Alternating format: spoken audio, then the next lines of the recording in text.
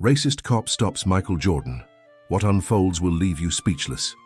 Michael Jordan sat behind the wheel of his pristine Lexus, letting the smooth jazz from his car's premium sound system wash over him as he navigated the quiet streets of his upscale neighborhood.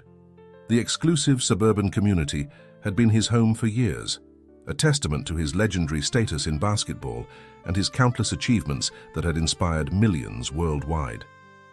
The evening air carried the sweet scent of blooming magnolias, and the setting sun painted the sky in brilliant shades of orange and purple. After an exhausting day of training that had pushed his limits, as it always did, Michael looked forward to spending a quiet evening at home. His thoughts drifted to his family and the precious moments he cherished with them, despite his demanding schedule that had always been a crucial part of his journey to greatness. As he turned onto his street, the familiar sight of manicured lawns and stately homes usually brought him a sense of peace.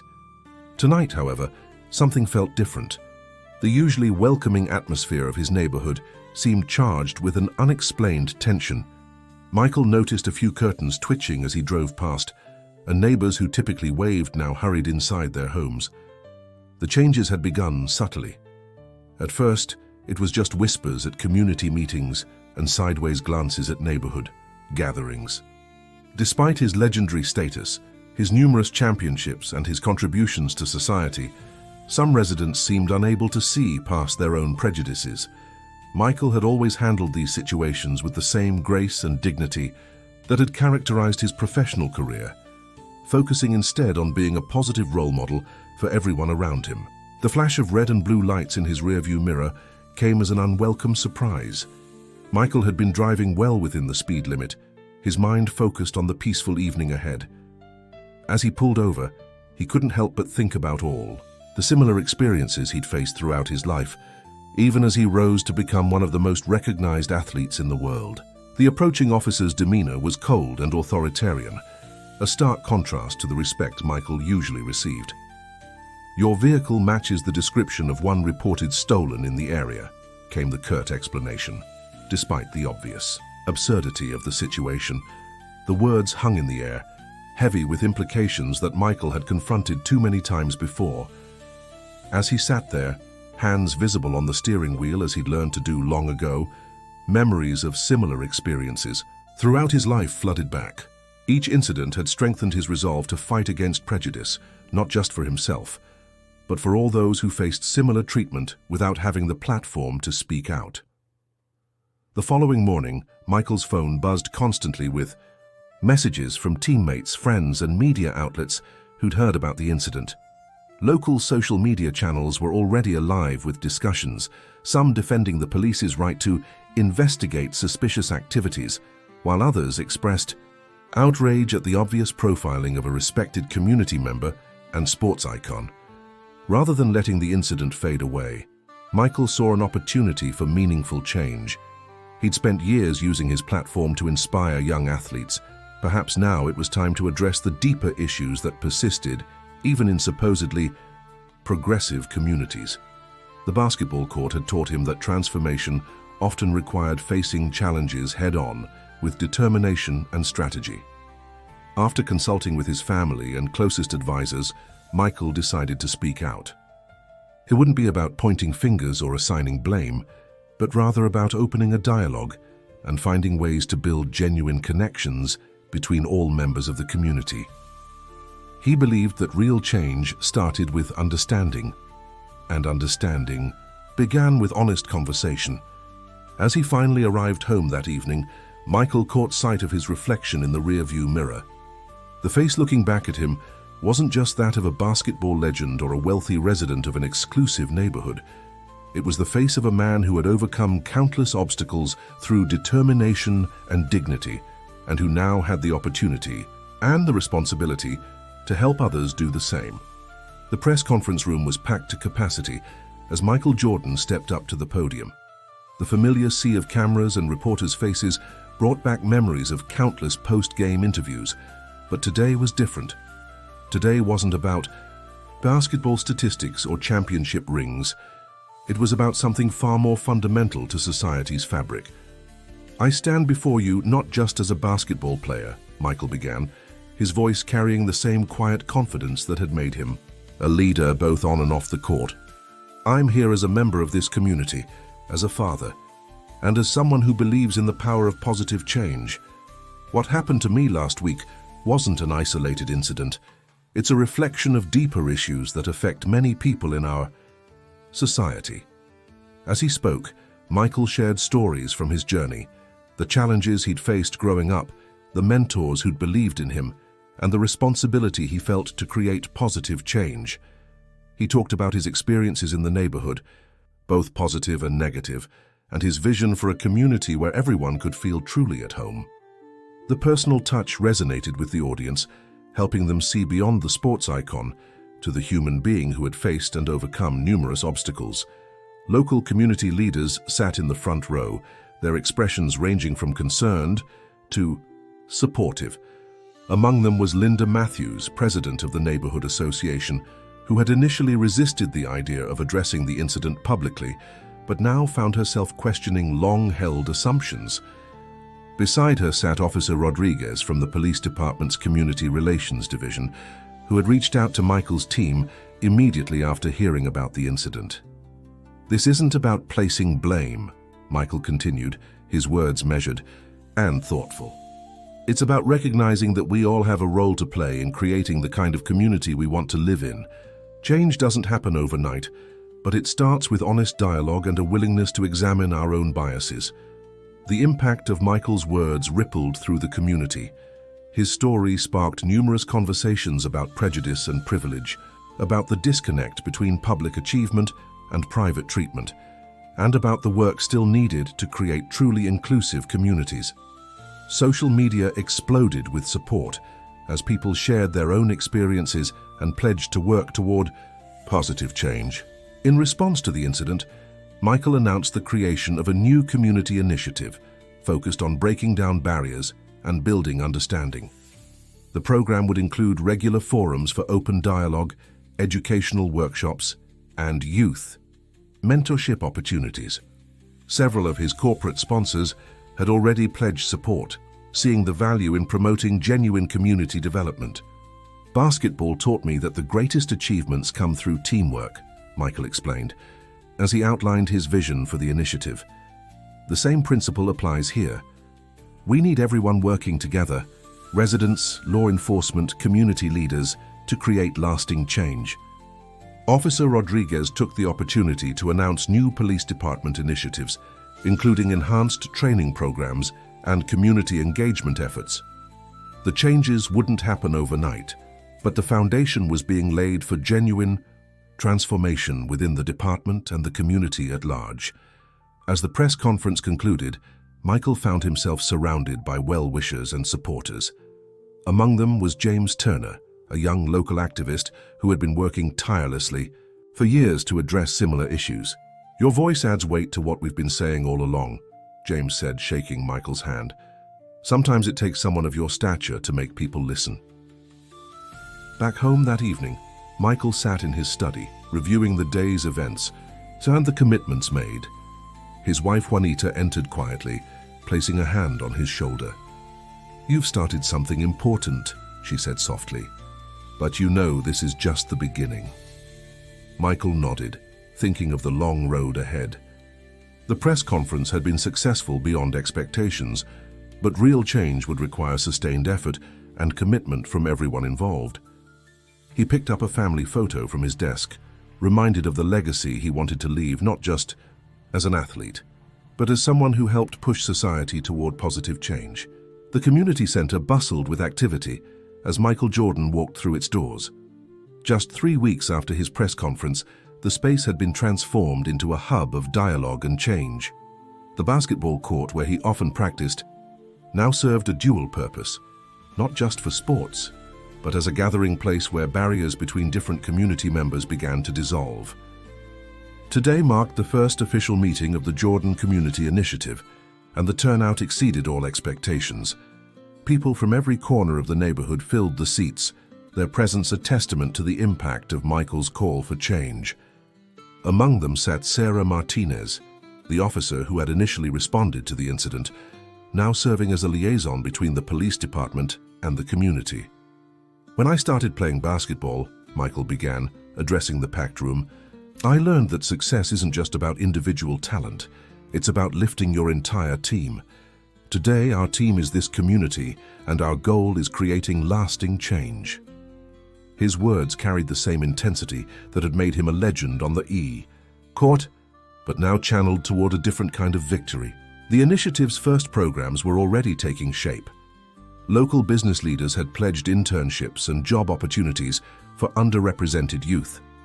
Community watch groups were being reorganized with a focus on building relationships rather than suspicion. Even the neighborhood association had begun revising its policies to be more inclusive and welcoming. Linda Matthews, who had initially been skeptical, stood up to share her own journey of understanding.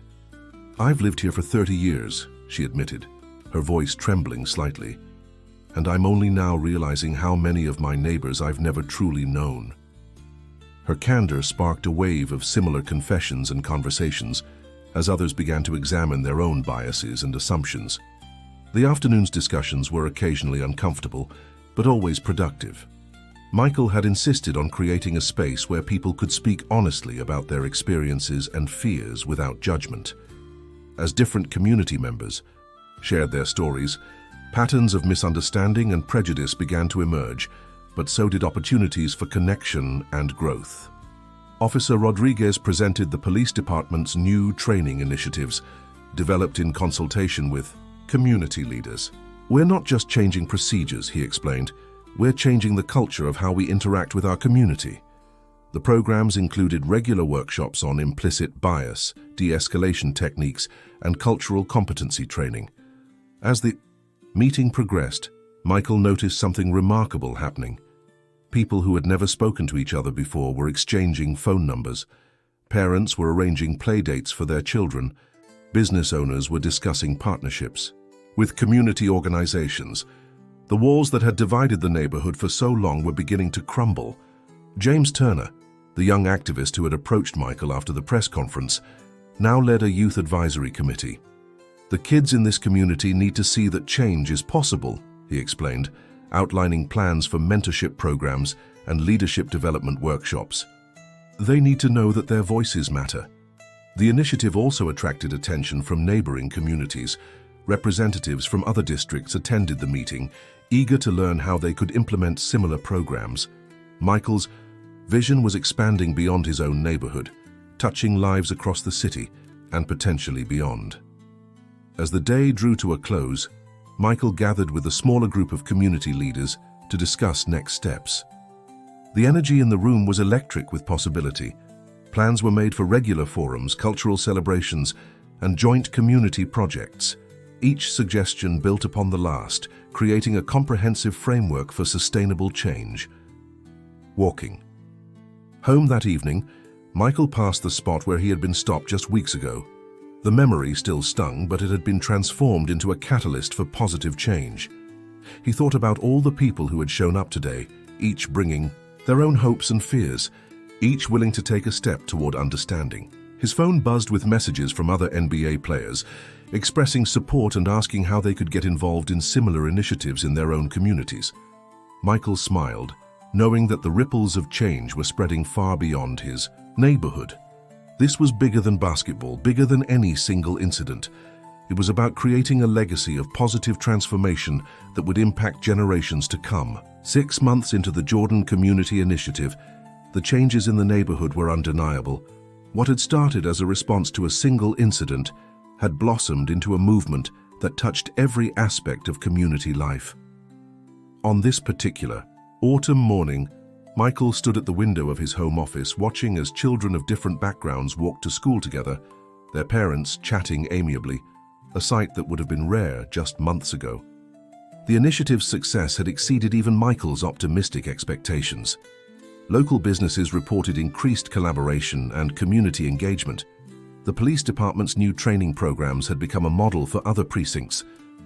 Most importantly, residents were forming genuine connections across the social barriers that had once seemed impenetrable. Today's community council meeting would be particularly significant. Representatives from the mayor's office were attending, interested in scaling the program citywide. Michael had spent weeks preparing for this presentation, knowing it could be the key to expanding the initiative's impact far beyond their neighborhood. As he drove to the meeting, Michael reflected on the journey so far. The initial resistance had gradually given way to enthusiasm as people began to see the tangible benefits of a more inclusive community. Property values had actually increased, contrary to some residents' early fears. Crime rates had dropped as neighbors looked out for each other rather than viewing each other with suspicion. The community center, once underutilized, now buzzed with activity 7 days a week.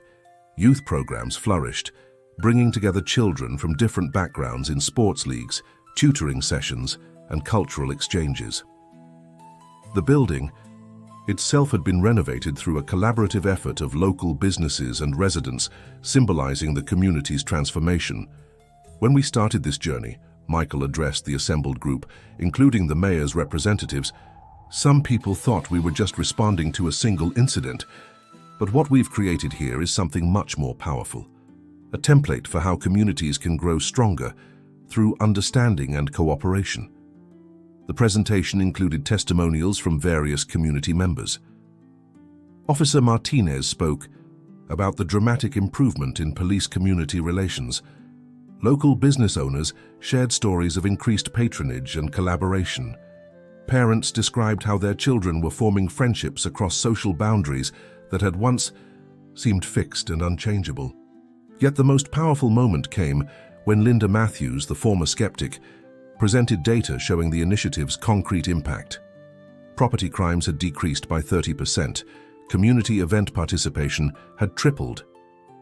Local businesses reported an average 25% increase in revenue. The numbers told a story of success that even the most hardened critics couldn't ignore. The mayor's representatives were visibly impressed, taking detailed notes and asking thoughtful questions about implementation. But Michael knew the real measure of success wasn't in the statistics. It was in the small, daily interactions that were reshaping the community's fabric. During the lunch break, Michael overheard 2 elderly residents, one who had lived in the neighborhood for decades, another who had moved in recently, making plans to start a community garden together. These organic connections, happening without prompting or program structure, were the true indicators of lasting change. The afternoon session focused on future plans. The initiative would expand to include job training programs, small business, incubators, and educational scholarships. Several corporations, impressed by the program's success, had pledged significant funding. The mayor's office was already discussing how to adapt the model for other neighborhoods. As the meeting concluded, James Turner, now a full-time community organizer, presented a surprise. The Youth Advisory Committee had created a documentary chronicling the neighborhood's transformation. The film, featuring interviews with residents of all ages and backgrounds, captured the essence of what they had achieved together. Watching the documentary, Michael felt a surge of emotion. The screen showed images of children playing together on the basketball court, seniors teaching cooking classes featuring recipes from different cultures, and neighbors helping each other during a recent storm. This was what real community looked like. The day ended with an impromptu celebration as news arrived that the City Council had unanimously voted to fund the initiative's expansion. But amidst the congratulations and handshakes, Michael remained focused on the work still ahead. The changes they'd achieved were significant, but they were just the beginning of a larger transformation.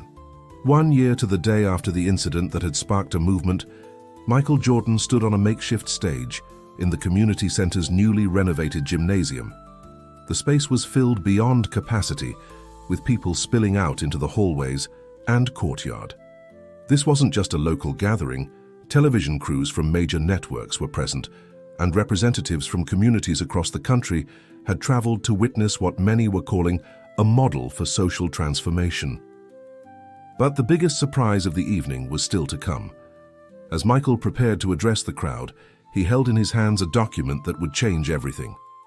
The Jordan Community Initiative had attracted attention far beyond their neighborhood, and now something unprecedented was about to be announced. When I first spoke out about my experience, Michael began, his voice carrying the weight of the year's achievements, I never imagined we'd be standing here today, but what we've created together is more powerful than any championship I've ever won." He paused, looking out at the faces before him, faces that now represented not just a neighborhood, but a united community. The revelation came in the form of a national foundation backed by major corporations, sports organizations, and community leaders across the country. The foundation would implement the successful model of the Jordan Community Initiative in communities nationwide, with an initial funding commitment of $100 million. But the real surprise wasn't just the scale of the project, it was the way it had come about. Linda Matthews stepped forward, tears in her eyes, to share the truth that had been months in the making. The very residents who had initially called the police that night had undergone such a profound transformation that they had become some of the initiative's most passionate advocates. They had worked behind the scenes, reaching out to their corporate connections and community networks to help secure the foundation's funding. "Sometimes our greatest mistakes can lead to our greatest opportunities for growth," Linda admitted, her voice thick with emotion. What happened that night was wrong, but it led to something extraordinary. We've learned that real change doesn't just happen in grand gestures.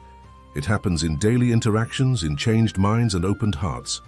The announcement was followed by a series of presentations showcasing the initiative's impact. Crime rates had plummeted, property values had soared, but more importantly, the quality of life in the community had improved in ways that couldn't be measured by statistics alone. Children played together regardless of background. Neighbors looked out for each other. The police department had become a model for community engagement. Officer Martinez, now promoted to Community Relations Director, unveiled a new police training program that would be implemented nationwide. "What we've learned here isn't just about changing policies," she explained. "It's about changing hearts and minds. It's about seeing each other as human beings first." The evening's most powerful moment came when James Turner introduced a group of young community leaders who had emerged through the initiative's mentorship programs. These teenagers and young adults spoke with passion about their vision for the future, demonstrating that the change wouldn't end with their generation. It would continue to grow and evolve. As the celebration continued, Michael found himself surrounded by people sharing stories of how the initiative had impacted their lives. A young entrepreneur who had received support to start her business, an elderly resident who no longer felt isolated in his own neighborhood, a police officer who had transformed her approach to community service. The final surprise of the evening came when the mayor announced that the community center would be renamed the Jordan Unity Center, not just in honor of Michael, but in recognition of everyone who had worked to create lasting change. The name would serve as a reminder that true transformation requires everyone working together. As the evening drew to a close, Michael stood once again at the podium. "This isn't the end of our journey," he said, his voice filled with determination. "It's just the beginning. What we've built here isn't just about one neighborhood or one community. It's about showing the world what's possible when we choose understanding over fear, unity over division, and hope over despair." The crowd rose in a standing ovation, but Michael wasn't finished. He revealed one final announcement: the creation of a scholarship program that would ensure that young people from underserved communities would have the opportunity to pursue their dreams, whether in sports, education, or community leadership. As he drove home that night, Michael passed the spot where everything had started a year ago. What had once been a painful memory had transformed into a catalyst for change that would impact communities across the nation. He smiled, knowing that sometimes the greatest victories happen far from the basketball court, in the everyday moments when people choose to come together and create something better than what came before. The legacy of that one night had grown beyond anything he could have imagined, touching lives and transforming communities in ways that would continue long into the future. It was proof that real change was possible, that communities could heal and grow stronger, and that every person had the power to make a difference.